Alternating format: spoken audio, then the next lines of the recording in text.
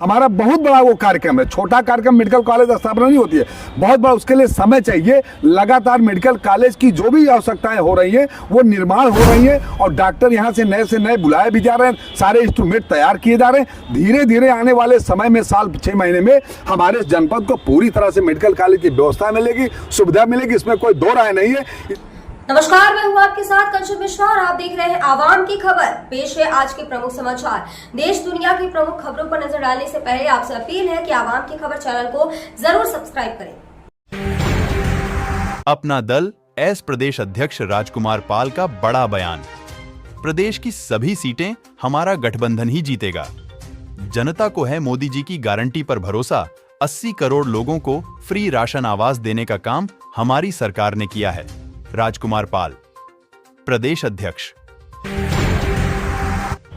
इस समय हम मौजूद हैं प्रतापगढ़ जिले में और चुनावी घमासान जारी है और हम बात करेंगे अपना दल एस के प्रदेश अध्यक्ष राजकुमार पाल जी से। पूर्व विधायक भी रह चुके हैं प्रतापगढ़ से। हम जानेंगे प्रतापगढ़ की स्थिति, किस तरह से यहाँ चुनाव होगा और क्या तैयारियाँ हैं। आपका बहुत बहुत स्वागत है। चलिए, बहुत बहुत धन्यवाद। आज 14 अप्रैल है, बाबा साहब भीमराव अम्बेडकर की जयंती पर आपके चैनल के माध्यम से सभी प्रदेशवासियों को, अपने खासकर जनपद वासियों को प्रतापगढ़ के ढेर सारी बधाई और उन्हें हम कोटि कोटि नमन करते हुए, प्रतापगढ़ का रहा सवाल चुनाव का, लोकसभा का चुनाव धीरे धीरे अब असर दिखाना शुरू किया है और जनपद प्रतापगढ़ सदैव इतिहास लिखा है, सदैव इतिहास लिखता रहा है और लिखेगा। और इस प्रतापगढ़ की लोकसभा में भारतीय जनता पार्टी हमारे अलायंस से, अपना दल के अलायंस से माननीय सांसद संगम लाल जी को टिकट मिला है और बहुत अच्छा चुनाव चल रहा है और चुनाव धीरे धीरे हमारा मजबूत हो रहा है और आने वाले समय में बहुत बेहतरीन होगा। अध्यक्ष जी, पूरी तरह से देखा जाए तो पूरे देश में क्षत्रिय समाज पूरी तरह से नाराज है। प्रतापगढ़ की सियासत को लेकर यहाँ पर जो जातीय समीकरण है उसको देखते हुए यहाँ का जो है श्रवण पूरी तरह से नाराज है। ऐसे में आप कैसे निपटेंगे? देखिए, कहीं कुछ किसी न किसी से नाराज़गी हो सकती है, किसी की व्यक्तिगत नाराज़गी हो सकती है, किसी का अपना स्वार्थ हो सकता है, परंतु जहाँ भी सामान्य वर्ग का सवाल है, चाहे क्षत्रिय से हो, चाहे ब्राह्मण से हो, जिससे भी हो, लेकिन वो भारतीय जनता पार्टी के लिए उसका एक अटूट हिस्सा है। लगातार भारतीय जनता पार्टी के लिए संघर्ष किया है, ऐसा समाज संघर्ष किया है और फिर आने वाले समय में भी संघर्ष कर रहा है। और ये लोग भ्रांति पैदा कर रहे हैं कि ये समाज नहीं है, वो समाज नहीं है। सारा समाज भारतीय जनता पार्टी और माननीय सांसद संगम लाल जी के साथ खड़ा है। एक जरूरी सवाल है, प्रतापगढ़ जनपद में 10 साल से रहे हैं विधायक, 5 साल अपना दल ऐसे रहे हैं, उसके बाद जो है भाजपा से सांसद है संगम लाल गुप्ता जी। 10 साल में उन्होंने ऐसा क्या विकास किया है, कुछ बताएं कि जिससे जनता उनको तिबारा चुने। देखिए, सबसे पहले मैं ये कहना चाहता हूँ, ये हमारी प्रतापगढ़ की देवतुल्य हमारी मतदाता हमारी लोकसभा की है। सांसद संगम लाल पहले अपना दल यश से इसी सदर विधानसभा से विधायक रहे, उनके बाद मैं विधायक हुआ था, फिर 5 साल उन्हें सांसद होने का अवसर मिला है। मैं उनके विधानसभा के कार्यकाल से लेकर लोकसभा तक कुछ प्रकाश डालना चाहता हूं। आज इस प्रतापगढ़ की लोकसभा में वो चाहे प्रतापगढ़ का बाईपास जो सदैव हमारा जनपद मांग करता रहा, उसको अगर काम करने का काम किया। हम उस टाइम सदर विधानसभा के विधायक थे और हमारे वो सांसद थे, दोनों लोगों ने मिलकर शिलान्यास किया। आज वो बाईपास हमारा बनकर धीरे धीरे तैयार हो रहा है। एक चीज, दूसरा ठेकेदार भाग गया है, कहाँ काम चल रहा है? पूरी तरह से रुका हुआ है। ठेकेदार का कुछ अपना मामला था, समस्या थी, वो जो है उस विभाग से तय हो गया है। कहीं ये प्रतापगढ़ का जो बाईपास है ये चुनावी शगुफा तो नहीं है? नहीं, शगुफा नहीं है। जो लगातार आज 1.5 साल से बन रहा है, जो हमारी आपकी आंखों के सामने दिख रहा है, सारे पुल बनकर तैयार हैं, सारी सड़कें लगभग तैयार हो चुकी है, खाली उनको जोड़ने का काम बाकी है, वो हो जाएगा। की माने तो अध्यक्ष जी, सूत्रों की माने तो जिस तरह से काम को रोक दिया गया है, कहीं ना कहीं ये चुनावी मामला है कि चुनाव होने के बाद इसको बनाया जाएगा। यदि चुनाव में असफलता मिलती है तो क्या ऐसे ही रह जाएगा? देखिए, ऐसा कुछ नहीं है, ये लोग, विपक्ष की लोग भ्रांति पैदा कर रहे हैं। अब विकास की बात जो हमारे आपके बीच कट गई, मैं उस पर कहना चाहता हूं कि बाईपास हमारी एनडीए की सरकार में 2017 से लेके 22 के बीच में, और इस जनपद को medical college doctor Sonelal Patel ji के नाम से मेडिकल कॉलेज बनाने का काम भी इस एनडीए की सरकार में माननीय सांसद संगम लाल और मैं उस टाइम विधायक था, वो हमारे साथ हुआ। हमारे जनपद वासियों के लिए बहुत बड़ा तोहफा काम हुआ है। यही नहीं, इस तोहफा तो मिला है, मेडिकल कॉलेज तोहफा तो मिला है, लेकिन आज भी अगर एक गनसाट आता है तो प्रयागराज ही रेफर होता है। बिल्डिंगें बन गई हैं, इंस्ट्रूमेंट नहीं है, डॉक्टर नहीं, तो पूरी तरह से सिर्फ ठेकेदार ठेकेदारों की एक कमाई का जरिया बना। विपक्ष का बड़ा आरोप रहता है नहीं, कि सिर्फ अपने लोगों को कमाने के लिए इस तरह के प्रोजेक्ट आए, बिल्डिंगें तैयार हो गई, लेकिन अभी तक उसमें कोई न इंस्ट्रूमेंट है न कोई डॉक्टर है। कब तक? लेकिन देखिए, मैं जो आपके जो विपक्ष के आरोप की बात करते हैं, ये दिखता भी है, ये यहाँ की जनता देख भी रही है। नहीं, जनता देख रही, ये सच है, मैं उससे डिनाई नहीं कर रहा हूं, मैं उससे समझौता नहीं कर रहा हूं, ये सच भी है। लेकिन विपक्ष जो कहता है कि ये गलत हो रहा है, विपक्ष से पूछा जाए कि इसके पहले वो मेडिकल कॉलेज बनाने की उन्हीं की सरकारें रही, समाजवादी पार्टी की सरकार रही, बसपा की सरकार रही, कांग्रेस से मिली जुली सरकार रही, वो उन लोगों ने प्रतापगढ़ के लिए क्या किया? सबसे ज्यादा अगर सांसद हुआ तो प्रतापगढ़ में कांग्रेस का हुआ, समाजवादी पार्टी का हुआ, उनके अलायंस का हुआ है। मेरा तो एक बार बन के दूसरी बार हो रहे, 2 बार हुए हैं, तीसरी बार मैं आपको इसलिए कहना चाहता हूं, मेडिकल कॉलेज की स्थापना,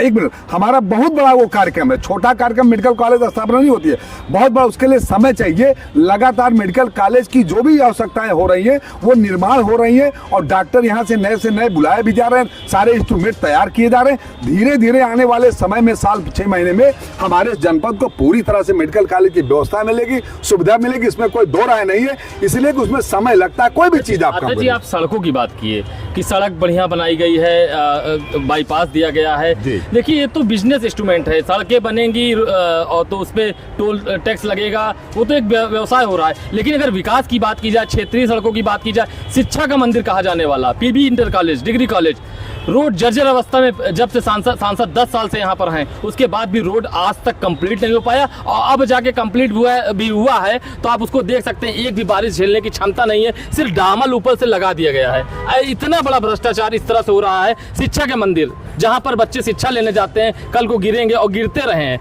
ऐसे में क्या? देखिए, अगर कहीं से भी उस सड़क में कहीं से भी घटिया सामग्री अगर प्रयोग की गई होगी तो उसके ऊपर उचित कार्रवाई होगी, संबंधित विभाग उस पर कार्रवाई करेगा।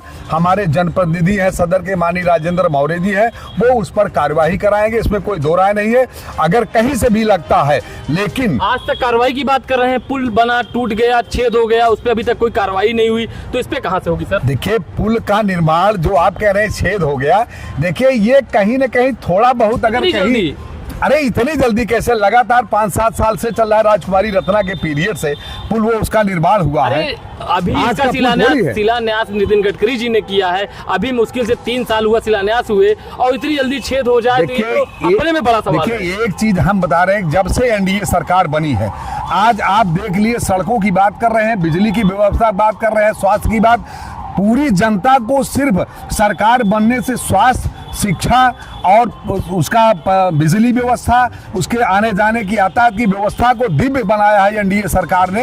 आज देखिए, प्रयागराज से लेकर के आप अयोध्या जाने के लिए यही कोहड़ौर का नहीं पता चलता, ना राजगढ़ पता चलता है, ना मऊआ, इतनी बढ़िया रोड हमारी सरकार ने बनाया। आज आप देखिए शहर से शहर की सारी सड़कें, चौक बुरी सब दुरुस्त हैं। यही नहीं, आप बड़े बड़े गड्ढे हैं सर, चौक से लेके आप चुंगी तक जाएंगे, आपका जो अगर गाड़ी में पानी रखेंगे उसमें ये दिक्कत है कि वो सड़क हमारी निर्माणाधीन है, वो सड़क जो है काम उसमें उसका टेंडर हुआ है, वो चौड़ीकरण के दायरे में है, चुनाव के मद्देनजर रुकी है।